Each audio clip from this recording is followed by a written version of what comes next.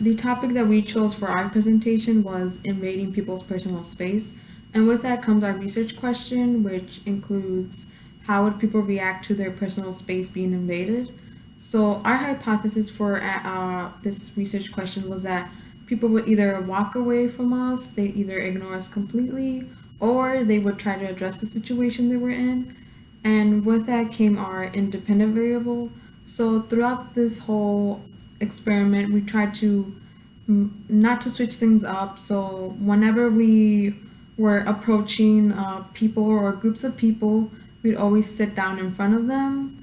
And with that comes along that we wouldn't make eye contact. We'd just sit down in front of them and see how they would react with us in their personal space. So our dependent variable included their reactions, so how they were going to react. Were they going to walk away from us? Were they going to question us what we were doing there, sitting at their table? Or were they just going to ignore us or even just walk away? So for the most part, we did this experiment on a variety of different people, so different genders, different ages, and overall we saw that there wasn't a difference between genders or ages, but there was a difference when people were in groups and when they were alone. So we noticed that when people were sitting in groups, they'd stop talking amongst themselves in the group and just between themselves try to wonder what's this person doing in our table, and they never moved, they never questioned us, but they were hesitant as a group to do something about it, so they just continue with their conversation. And with that comes along how it differed to that when an individual was sitting by themselves. So when we approached an individual, they just either look at us or ignore us completely. So they tried to look away, even though we were sitting right in front of them. They tried to look to the sides and see if they were trying to find something else to in order to leave the situation that they were in without having to necessarily walk away. So the methods that we use as it's going to be seen in the clips is that we would just walk to either a group of people or just an individual and sit in front of them and see what kind of reactions we were going to get. They were overall a mix of reactions, but they all tended to be similar. Everyone tried to forget or ignore us. They wouldn't try to address the situation in a sense because they didn't know how to approach the situation they were in, because as a society we don't tend to see this as something that we should accept. We're always in our own tight knit circles, not really wanting to sit next to strangers, because growing up we were always told not to talk to strangers, not to talk to people we don't know. And with that, that's something that has been growing up, that has been, this showed how, like, as a society, when we are young, this shows how we follow through that mold, and as a society we just continue with that cycle without really breaking this mold, as so to say. So in the following clips, you'll see the different types of reactions that we got and overall how people felt about their personal space being invaded, how they reacted, and thank you. So in this next clip, you're going to see Jocelyn sitting down with a mother and a young son.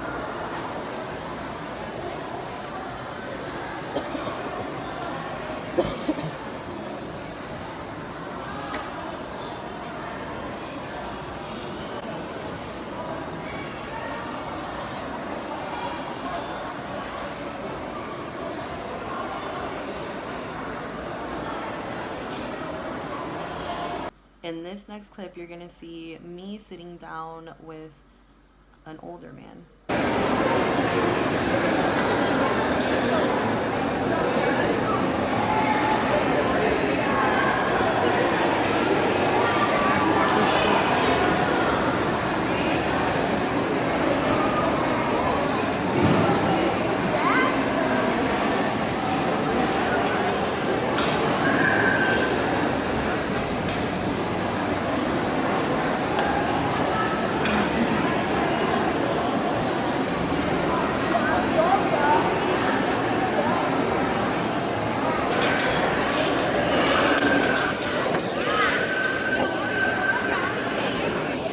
This next clip is very short, but you can see I sat down with two younger teenage girls.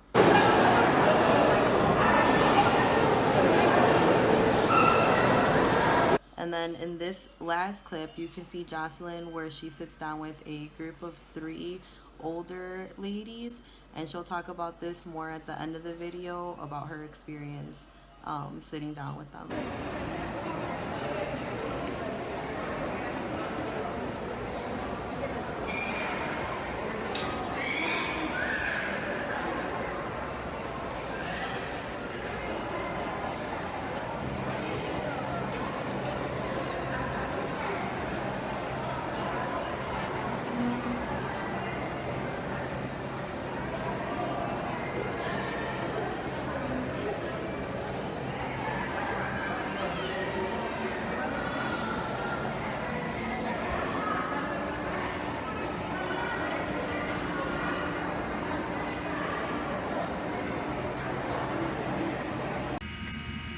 When breaking the social norm, it was uncomfortable the first couple of times because it's something that older adults have been telling us when we were kids, not to talk to strangers, not to bother other people, because it is deemed as rude, it's deemed as inappropriate. And when was approaching the people sitting at their tables, it was very uncomfortable because I didn't know what to expect, because it's something that as a society we're really not used to, just sitting at random people's tables and just invading their own personal space. Usually we start with an acknowledging them, asking if the seat is taken. But in this situation, I didn't ask if the seat was taken. I didn't look at them. I didn't acknowledge them for any other reason. And their responses were generally the same. They were either along the lines of completely ignoring me when I was sitting by them, or if they were in a group of friends, they would continue talking to one another, trying to ignore me and as if I wasn't there. And with that, it was probably difficult for them too, because they didn't know what to say or didn't know how to approach the situation, especially in groups. When people are in groups, they are more likely to try to depend on one another to see what they're going to do. People don't want to say something wrong and then have the situation turn against them. So maybe that was maybe a reason why people weren't so eager to ask or say, what are you doing here? Why are you sitting here? Because maybe I had a good reason why. Maybe I was really tired and I needed a seat. But for the most part, people were just ignoring me. When watching the clips, I noticed that they were just staring at me for the most part, trying to figure out why I was sitting at their table. But doing this experiment a couple of more times with other groups of people, I kind of got the hang of it, and I wasn't so nervous about breaking the social norm, because breaking the social norm was already becoming the new social norm for me, so to say. So with that, people were probably uncomfortable of me breaking the social norm, but I was after a couple of times comfortable with that.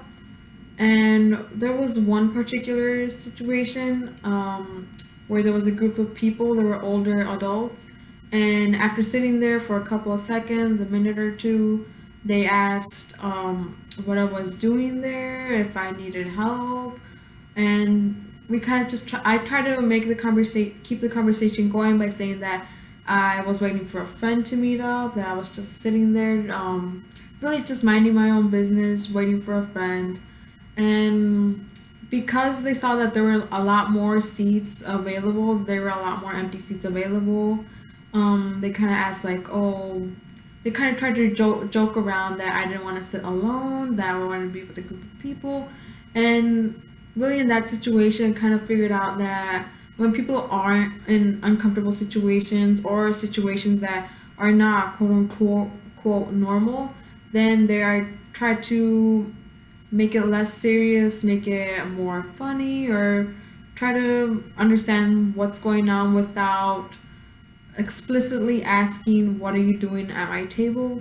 And when breaking the social norm, it really goes to show how as a society we tend to make these molds as to how people should react, how what people should do, what people shouldn't do. And for the most part, people are always comply because it is deemed rude if you just sit at a stranger's table. And with that, people just continue doing their own thing, being their own being, trying to figure out the situations that they're in and trying to overcome the how they feel about the situation by either ignoring us or just trying to do their own thing without feeling bothered. And overall, it was a great experience to really see how people react when a social norm is broken. Thank you. So overall, violating the social norm, it was pretty uncomfortable for me and awkward, just because you have to sit down. Well, we chose to sit down next to people or at a table with people without asking for permission. So it's pretty awkward to just sit there and have to act normal because it wasn't normal. I mean, if we sit next to somebody, it's generally because there's no more space. But we were at a food court on a weekday when there was plenty of space around. We could have sat anywhere, but we chose specifically to sit in front of with people. So it's kind of awkward when you sit down next to someone and they're having a conversation and you just sit there and they're staring at you like we were having a conversation. Like when I sat down with the two teenage girls, I could tell like they were, before I got there, they were speaking loudly, and like you can tell they were having like, girl talk. And then when I came and sat down, they got quiet and kind of turned away. And they kept turning around and looking at me, and I just had to act normal, which was completely unnormal, and I felt really awkward, rude. I felt rude to sit down next to them, but I played it off, I guess. The one where I sat down with the older man, that one kind of wasn't that. I mean, it was awkward because I sat down with him, but he never really acknowledged me. I mean, he looked over once, but it was like he made it like if it was no big deal. He just kept eating his ice cream. I mean, you can kind of see at the end of the clip when I got up, he turned and he looked like, like I don't know. I mean, obviously it was weird. I sat by him, but he didn't. It didn't feel weird sitting next to him because he really just didn't acknowledge me. But yeah, it's awkward to violate a social norm. I mean, we're taught not to sit next to strangers or talk to strangers. I mean, and nobody that I sat by ever talked with me. One lady did just get up, like she was sitting there on her phone, and I sat. This one wasn't. I didn't insert a clip of this one, but I sat down and she was on her phone. I could tell that she looked up at me a couple of times, like, "What are you doing, sitting by me?" Then she ended up just getting up and walking away. So I felt kind of rude because she was on the phone, probably waiting for. It looked like she was waiting for someone, and I just came and sat down, and then she was probably like, you know. Yeah, but overall, violating the social norm, it was pretty uncomfortable for me. I want to do it again. But yeah, that was our presentation, and I hope you enjoyed our video. Thanks for watching.